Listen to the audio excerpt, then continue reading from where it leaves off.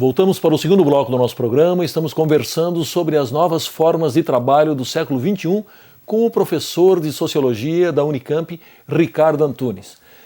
Professor, eu gostaria que o senhor explicasse o que significa essa lógica destrutiva que o senhor menciona do capital financeiro e a sua influência na vida do trabalhador. O capital financeiro tem uma lógica no que concerne ao trabalho que se resume ao seguinte: o trabalho deve ser o mais intenso possível, o mais intensificado possível, o mais flexível, porque o capital financeiro hoje circula aqui, depois vai para lá, depois para lá, e as empresas também assim o fazem, de modo que se você tem trabalhos com pouca legislação social protetora ou completamente flexíveis, você contrata e demite a qualquer momento. Sim. Intensifica o maquinário, tá certo? Informacional, computadorizado, que pode fazer com que uma máquina hoje produza 10, 20, 30, 100 vezes mais do que uma máquina de 10 anos atrás, não é? A intensificação da produção acaba trazendo mais adoecimentos, mais sofrimento, quebra da legislação social protetora do trabalho em escala global, tá certo? E o resultado disso acaba sendo sempre em prejuízo da classe trabalhadora. No caso brasileiro concreto agora,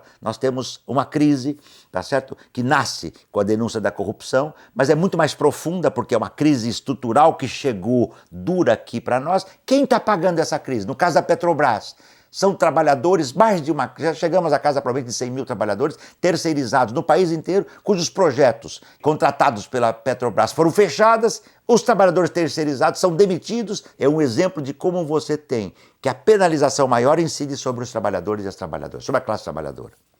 Bom, professor, de acordo com as suas pesquisas, é exatamente nesse cenário aí produtivo que surge o trabalho escravo, precarizado e flexibilizado, contemplando aí um universo que, nas suas palavras, vai da escravidão moderna à servidão voluntária. Dá para esmiuçar isso? Dá. Hoje numa empresa, seja ela um banco, uma escola, uma fábrica, né, você não verá jamais um gerente de recursos humanos dizendo nossos operários, é nossos colaboradores. É uma ideia falsa, que converte o trabalhador e a trabalhadora, que sofrem essa intensificação, que perdem frequentemente os seus direitos, que são os primeiros a serem demitidos em momento de crise, são aqueles as quais têm que aceitar banco de horas, então não tem mercado, para de trabalhar, vai para casa, layoff, tudo isso que marca o mundo do trabalho, né? E, paralelamente, são pagos, por exemplo, por relações individuais de trabalho. Você é mais produtivo, você ganha. Você é menos produtivo, você ganha menos. Você é menos produtivo e assim vai. De tal modo que o colaborador é chamado a ser envolvido, como se fosse uma servidão voluntária. Não é? Então, quando você diz de uma fábrica que você não tem operários, mas você tem colaboradores, não é? A falácia disso é evidente. Eu digo, nos meus 40 anos de pesquisa, eu nunca vi, no nosso livro aqui que estamos lançando nesse primeiro semestre de 2015, eu nunca vi uma empresa em crise demitir a sua direção inteira para preservar um trabalhador. Eu nunca vi isso. É um fato inusitado. As primeiras demissões são sempre, incidem, atacam o corpus, né? O corpo de trabalhadores e trabalhadoras. É por isso que é uma servidão voluntária, o que é uma metáfora, tá certo? Porque o trabalhador que diz, eu não vou trabalhar sob a condição da informalidade, da flexibilidade ou terceirizado, ele não trabalha. Se ele não trabalha, com o seguro-desemprego ainda mais reduzido por as medidas recentes da Dilma, você percebe a situação que os trabalhadores e as trabalhadoras se encontram. Professor Ricardo, com base nos seus estudos, o que se pode fazer para barrar o crescimento do trabalho informal e precário? É decisivo. Nós estamos, por exemplo, agora, nesse primeiro semestre de 2015, com uma questão decisiva em discussão no Congresso e até no Supremo Tribunal Federal, porque essa questão tem sido motivo de debate no Tribunal Superior do Trabalho, a questão da terceirização. A terceirização é um flagelo. Também na nossa pesquisa, mais uma vez, né? Quando a gente pesquisa os trabalhadores e as trabalhadoras terceirizadas e pergunta, você prefere ser terceirizado ou você gostaria de ser um trabalhador como os outros no seu local de trabalho que tem direitos e um contrato duradouro? Se ela perceber que a nossa pesquisa é séria e não é punitiva, ela vai dizer, eu queria ter direito como os outros. As empresas terceirizadas, por exemplo, muitas delas, trabalhadores e trabalhadoras, têm anos, 3, 4 anos, que eles não tiram um dia de férias. Porque o trabalhador terceirizado não pode falar, eu vou tirar férias. Porque aquela empresa fecha, ele não tem direito, ele não consegue entrar na justiça, porque a empresa sumiu, essa mesma empresa abre com outra razão social. Na justiça tem casos e mais casos de punições que você não localiza o patronato. O que você pode fazer concretamente, no caso brasileiro? Impedir que essas medidas que querem a terceirização plena e total, impedir que ela seja aprovada. Nós já temos um sistema muito flexível. A terceirização já é permitida para as atividades meio. Eu devo dizer que eu sou contra a terceirização. Tá?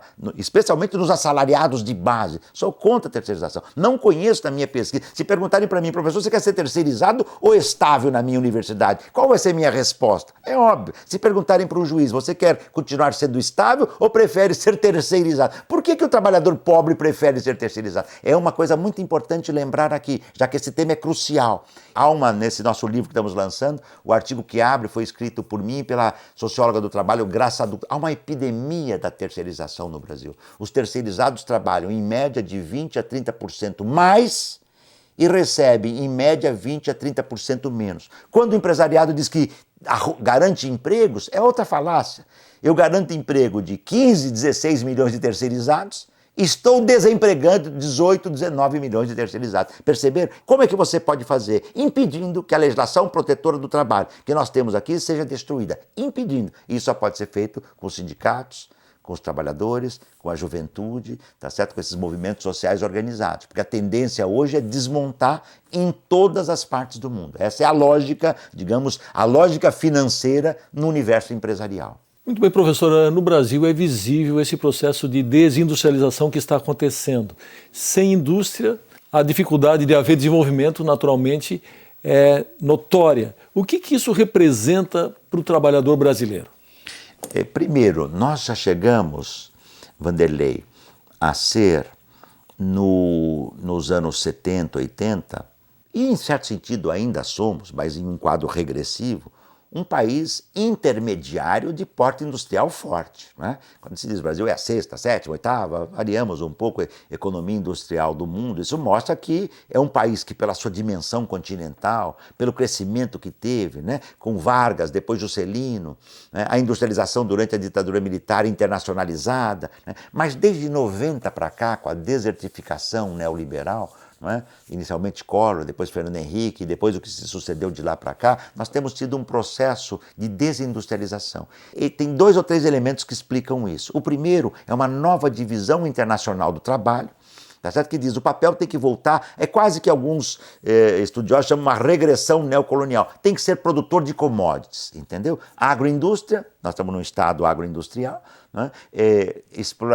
Minérios, siderurgia, soja, tá certo? Álcool, etanol e mais não. Isso traz uma retração da indústria que tem, aí o segundo elemento decisivo, com a expansão nos últimos 15 anos exponencial da China, né? A China entrou em todos os setores produtivos, em todos. Né? Se nós vamos comprar qualquer coisa hoje, provavelmente vai estar escrito lá Made in China, feito na China, produzido na China. E a produção chinesa, com uma força sobrante de trabalho, de quase 1 bilhão de trabalhadores e trabalhadoras, com a diferença de que lá a remuneração é baixíssima, mas eles tiveram uma revolução socialista em 1949 que alimentou a sua população, que educou em termos básicos a sua população, então ela tem níveis de qualificação muito superiores, porque se você tem ensino básico, primário, secundário, né, público, que garante a essas populações, né, e a China com isso ela produz hoje um sapato ou um tecido, uma roupa, muito mais barata do que qualquer país, inclusive o nosso. Com isso, né, a indústria têxtil aqui, a indústria de calçados e tantas outras, praticamente todas as grandes empresas hoje têm joint venture, têm uma atividade associada com a produção chinesa. Isto incidiu mais fortemente na indústria, por isso que nós vendemos commodities para lá, né? Bens agrícolas e assemelhados, naturais, minérios, mas compramos tudo que é industrializado. Tudo isso tem levado a uma retração da indústria e a consequência disso é evidente, redução dos trabalhadores industriais, mas é muito importante, eu tenho chamado muita atenção isso nos nossos livros aqui de pesquisa, mas uma ampliação exponencial do trabalhador e da trabalhadora em serviços no Brasil. Call centers são mais de 1,5 milhão. trabalhadores da indústria hoteleira, trabalhadores em hipermercados, entendeu? Que é uma massa de jovens proletários não industriais, é um proletariado não industrial de serviço, que recebe baixos salários, tem altos níveis de rotatividade, tá certo? Chamado turnover, né? E que sofrem as penúrias, estão mais próximas da terceirização, da precarização e da informalidade, fenômenos que têm marcado o mundo do trabalho. Professor, hora do nosso segundo intervalo, nós já voltamos, é só um minuto.